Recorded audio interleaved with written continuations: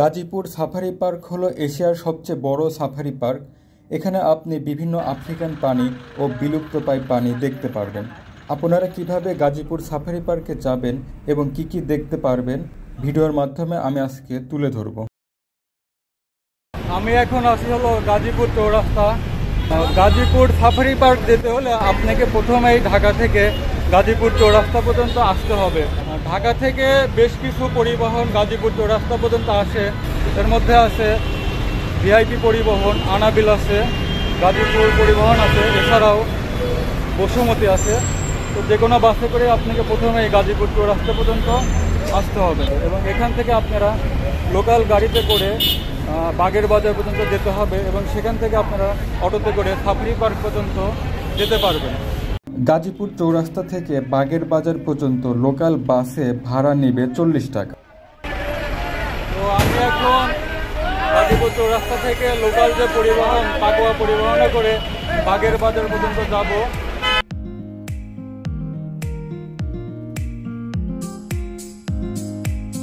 ঢাকা ময়মনসিংহ রাস্তার মাঝখানে লাগানো গাছগুলো এবং যখন ফুল ধরে তখন খুবই সুন্দর দেখায়।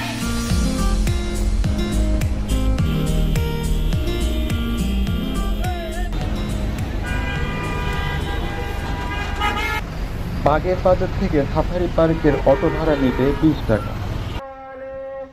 এবং বাগের বাজার থেকে অটোতে করে 20 টাকা ভাড়া দিয়ে আমি এখন সাফারি পার্কে যাব।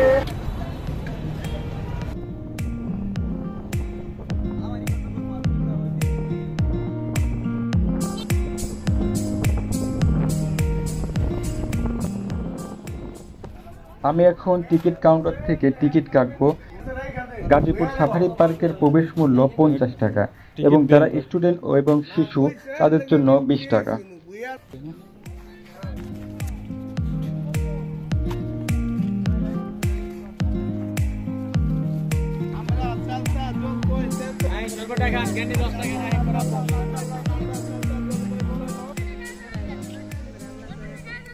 আমি এখন চলে আসছি এশিয়ার সবচেয়ে বড় সাফারি পার্ক গাজীপুর সাফারি পার্কে এবং আমি এখন ভিতরে প্রবেশ করব এবং ভিতরে কি কি আছে, কি কি দেখার আছে, আপনারা কিভাবে দেখবেন সবকিছু আমি ভিডিওর মাধ্যমে তুলে ধরব। তো সাফারি পার্কে প্রবেশ করে আপনারা এখানে একটি ডিসপ্লে ম্যাপ দেখতে পারবেন।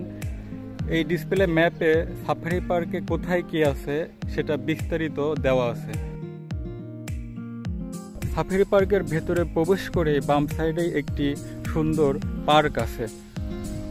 বন্ধুরা, আমি এখন আছি গাজীপুর সাফারি পার্কের সবচেয়ে আকর্ষণীয় জায়গা কোর সাফারি পার্কের সামনে, যেখানে পশু পাখি মুক্ত অবস্থায় থাকে এবং আপনাকে বন্দি অবস্থায় বাসের মধ্যে যেয়ে ঘুরে দেখানো হবে। তো আমি এখন কোর সাফারির ভেতরে প্রবেশ করব এবং আপনাদের দেখানোর চেষ্টা করব কি কি পশু পাখি দেখতে পারি।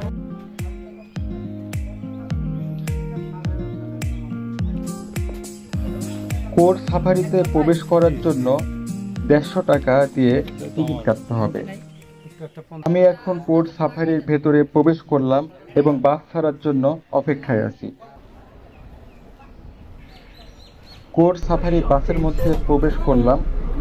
বাসের গ্লাসগুলো খুবই অস্পষ্ট ছিল, এটা পরিবর্তন করার দরকার আছে।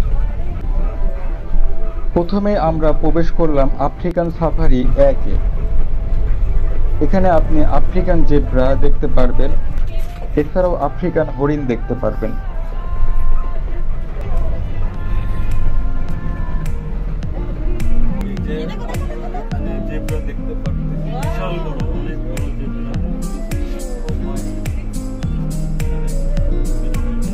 আপনারা কেউ ক্লাসে হাত দেবেন না, ক্লাস করবেন না। মোবাইলের ফ্ল্যাশ লাইট অফ করে ছবি দেবেন সবাই। যেখানে প্রাণী থাকবে সেখানে দাঁড়াবো, ডান পার বাম পার দেখবেন। গাড়ির ভিতরে কোনো ময়লা ফেলানো যাবে না, সিটের উপরে কেউ দাঁড়ানো যাবে না, হই হল্লা করা যাবে না। আফ্রিকান সাফারি 2-এ প্রবেশ করব।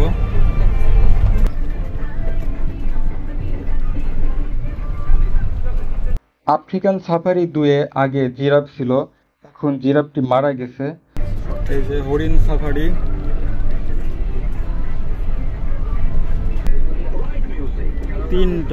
একটা দুইটা তিনটা নীলগাই দেখা যাচ্ছে।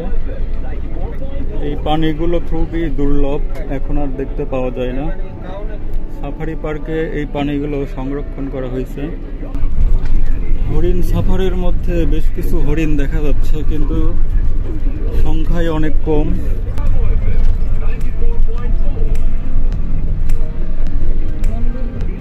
এটা মনে হচ্ছে বনগরু, যাকে বলে গয়াল, অনেকটা বন গরুর মতো দেখতে।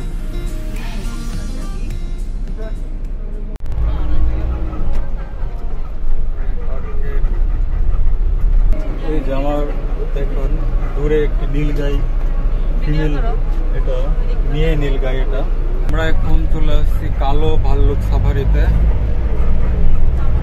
এখানে আমরা কালো ভাল্লুক দেখব।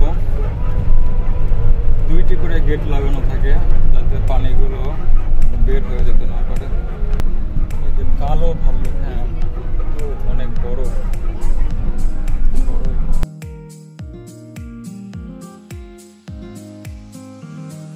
এখন সিংহ সাফারিতে প্রবেশ করব।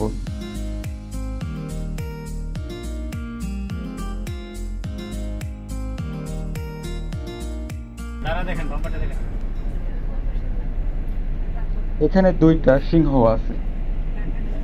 এই যে সিংহ, দুইটা সিংহ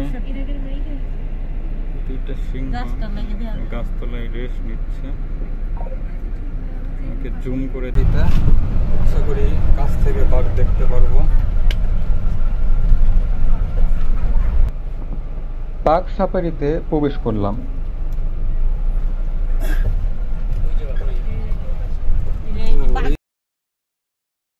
সাফারি পার্কের মূল আকর্ষণ রয়্যাল বেঙ্গল টাইগার দেখতে পেলাম।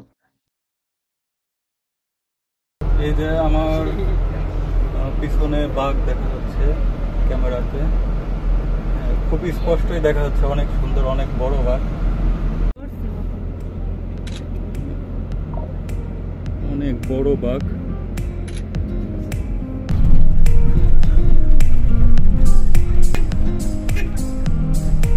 কোর্ট সাফারি থেকে একটু এগিয়ে আসলে আপনারা দেখতে পারবেন সাফারি কিংডম।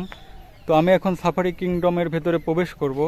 তো সাফারি কিংডমে ঢুকতে কোনো টিকিট লাগে না, কিন্তু ভিতরে বিভিন্ন আইটেমগুলো দেখতে আলাদা আলাদা টিকিট কাটতে হয়। এখানে ম্যাকাও ল্যান্ড আছে, প্যারট অ্যাভিনিউ, বিভিন্ন ধরনের পাখি এখানে আছে। হ্যাঁ, টিকিট কত করে?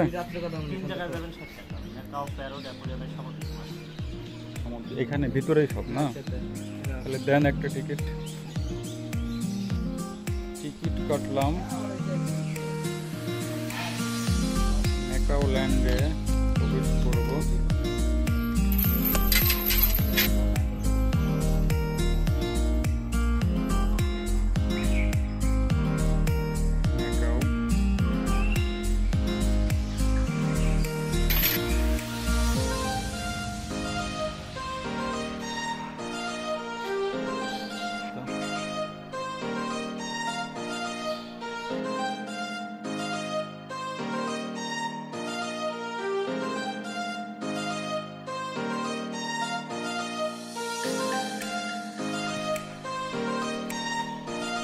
এখানে বিভিন্ন কালারের অসংখ্য ম্যাকাও পাখি আছে।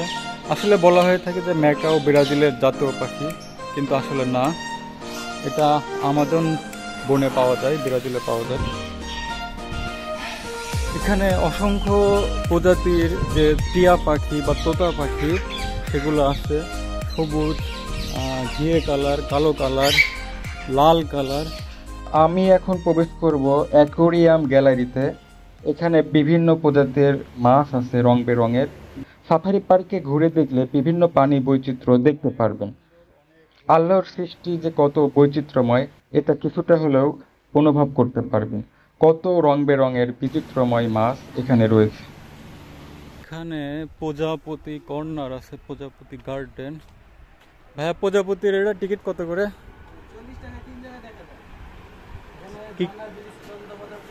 কি কি আছে?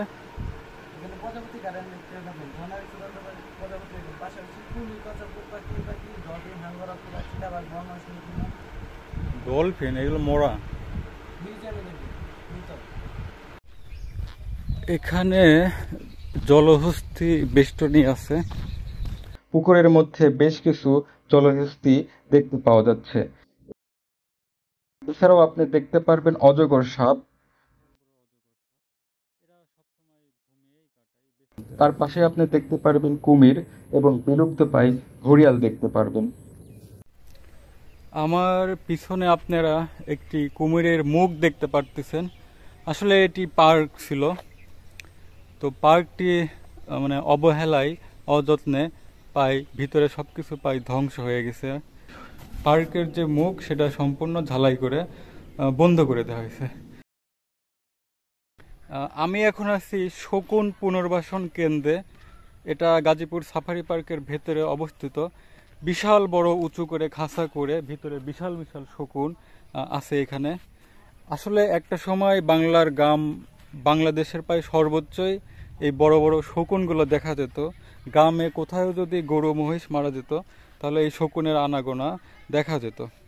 এখন বলতে গেলে শুধু সুন্দরবন অঞ্চল ও পাহাড়ি অঞ্চলে কিছুটা শকুন কিছুটা টিকে আছে। এখানে আমরা ইমো পাখি দেখতে পারতেছি, বিশাল বড় উট পাখি আছে, প্রায় 10 ফুট হবে উচ্চতা উট পাখি। আমি এখন আছি ঝুলন্ত ব্রিজের উপরে। দুই পাশে খাল নদীর মতো বয়ে গেছে, তার উপরে এই ঝুলন্ত ব্রিজটি তৈরি করা হয়েছে। এটা রাঙ্গামাটির যে ঝুলন্ত ব্রিজ সেটার আদলে এই ঝুলন্ত ব্রিজটি তৈরি করা হয়েছে।